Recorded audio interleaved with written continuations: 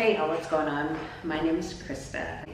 I wanted to talk about how there's a lot of people who don't want to be on this planet Earth. A lot of people are trying to escape. A lot of people don't know what they're doing, what they're feeling, what they're experiencing, what's next. A lot of people are on the edge. That could be a heavy feeling for a lot of people. And it could be uncontrollable sometimes, and you have every right to be in your feelings. You have every right to cry. You have every right to feel sad. You have every right to feel angry. And those feelings are completely normal. And a lot of people can feel shame. I know I felt shame in my past for feeling the feelings that I felt, and I suppressed a lot of my feelings in the past. And now I have learned that speaking up does wonders for yourself. You know when you're supposed to speak up for yourself, and there's a lot of fear that holds people back. And you know, fear can come from a ton of things. It can come from people telling you that you're doing the wrong thing, people lecturing you, people telling you that you're going to get in trouble, and making you feel some type of way, making you feel like you might be small, like you can't make your own decisions, so you feel helpless. So you carry that around in your life, and you interact with people in the same way. You don't speak up for the things that you want. The thing that has helped me is basically working on my throat chakra. A lot of people don't know what chakras are. You can look it up, you can Google it, but we have them throughout our body. And if we don't sit with ourselves and concentrate on these certain areas within our body, it could definitely be closed off, you know. And we have a heart chakra, throat, our crown, our solar plex, our sacral, which is in our sexual organs, and our root chakra, which is below or on our legs. That's the foundation. And all of these things are crucial, and a lot of people have not discovered chakras and why we feel so suppressed. And when we open this chakra up, there's a bunch of techniques that you can use that can release these energies that are within our our chakras, that can help us speak up, that can help us release, that can help us to cry and get this energy out of our body.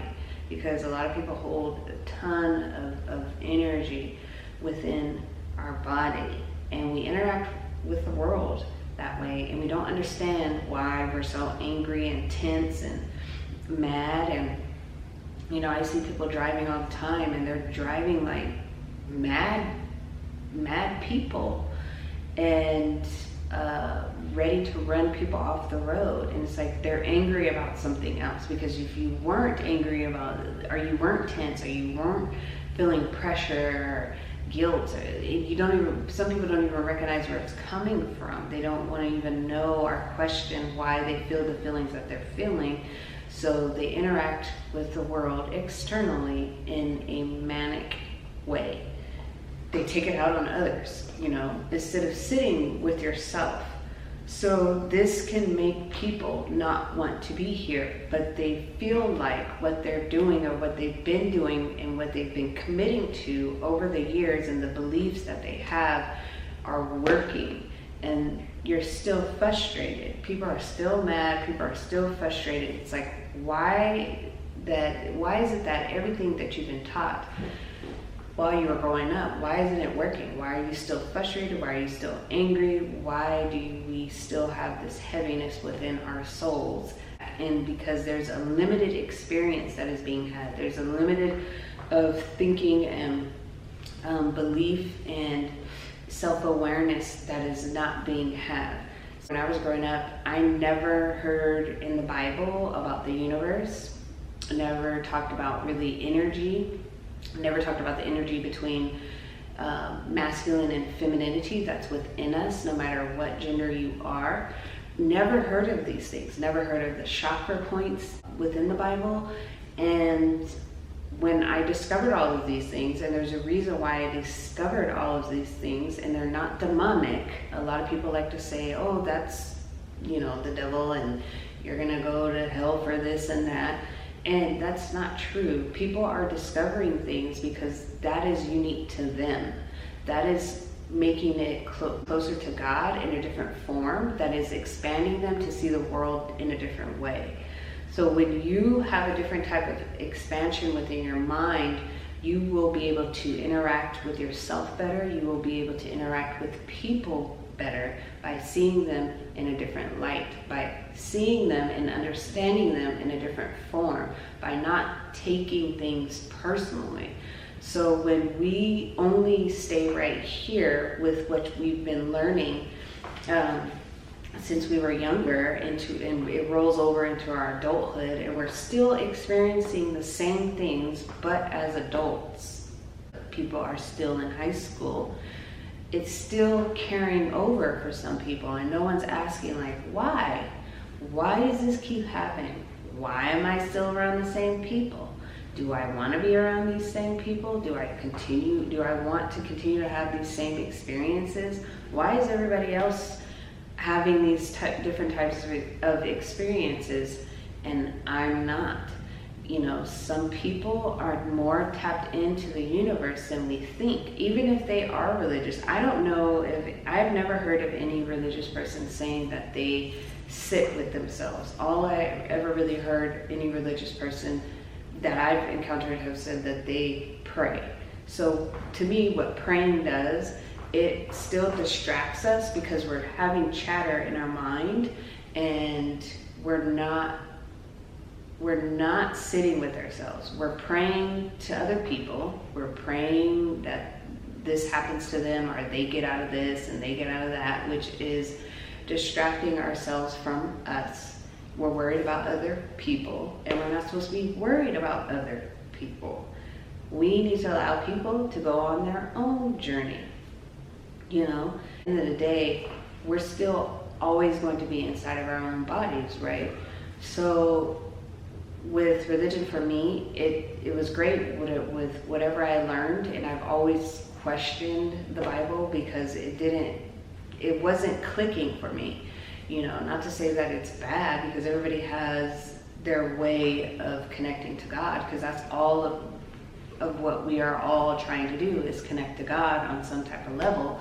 But at the same time, there's always a higher way of being and thinking. The universe is big. God is big. It's not a person.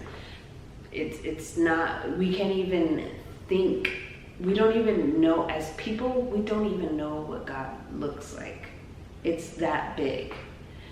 So to minimize it and say that God looks like this and is this and that and looks like that and is this way, no, it's going to look unique for everybody else. So if we basically got rid of all the books, all the Bibles, all the books, even all the spiritual books, we got rid of all of that. We got rid of the name religion, we got rid of the name spirituality.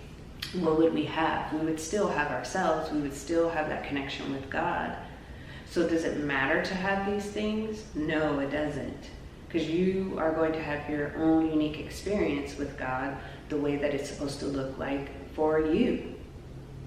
And when I sit with meditation and I am not thinking about the things that make me worried, or jobs, bills, and challenges that may be going on, insecurities, feeling shame and guilt, when I get over that stuff, I go up into a different, expanded level of thinking, and I connect with God in a different way, to where it can't even really be explained. The feeling that I get with meditation, it goes beyond your favorite food. It goes beyond any experience that you've ever had on this planet Earth with anyone, any roller coaster ride. It cannot be explained. Our duty is to not judge people, not judge what people are into, what steps they take to figure themselves out, and to understand that God is being expressed through everyone. Everybody that people may, you may have people that sit there and judge others by the way that they look, by the way that they dress, the tattoos that they have, the foods that they eat. That is not our duty to sit here and judge others for the things that they do, for the drugs that they use, for the sexual preference that they decide to date. None of that stuff matters. So we have to start focusing on ourselves. We have constantly, as people, been so focused on what others are doing. We are wasting time. We are wasting our own energy. You believe what you want to believe, and I can believe what I want to believe. That person can believe what they want to believe, So because the world is huge, the universe is huge. God is bigger than what we could think. So we're not here. We are not here to sit here and judge others for what they like, what they do, what they experience. And the more and more that you sit with yourself and you're not praying on top of somebody else or for someone else, or praying to get something from God, then that's when you can hear God itself and what it really feels like, what God really feels like. And that is not even in totality of what God really is when you do tap into that higher expansion of thinking and feeling. Because sometimes your connection with God doesn't have to be talking. It's not about words. It's more about the feeling that you get. And it's not about who's more godlier than the next person. That doesn't exist. Because that is just a person putting another person against that person that thinks that they're more godly because they go to a certain building on Sundays every Sunday, or they pull out this book that tells them what to do, when internally we already know what we're supposed to be doing. We already know who we are. We're not judgment, we're not guilt and shame.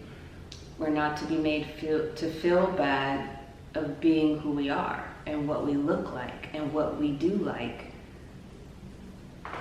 And this is what we've been taught, to consistently do that to others, to consistently judge others, to consistently tell people what they're doing wrong and thinking that's right. Like, we're just people. We're all people. You have a heart. I have a heart. And when it comes to who's better and who's more godlier, that causes restriction, and we wonder why so many people are walking around frustrated because they're not truly being able to be who they want to be. We're so scared of someone else being different than us. We're so scared of it. Why are people so scared of somebody else being different from them when they're allowed to be on this earth as well? So that's why there's so much destruction, because there's so many people who do not know that there's another realm that you can tap into that gets you closer to God, that gets you more connected to who you are, that calms you down, that makes you realize what you do need and the environment that you need to be in, the people that you actually need to be around. Or maybe you need to be by yourself for a while, and that's okay to be by yourself. Your life doesn't have to look like everybody else's. Your life doesn't have to look like a huge family. Your life doesn't have to have a kid. Your life doesn't have to have a college degree to be successful or to feel successful. It's however you want it to be. Thanks so much for listening, and I hope that you learned something from my perspective. Peace out.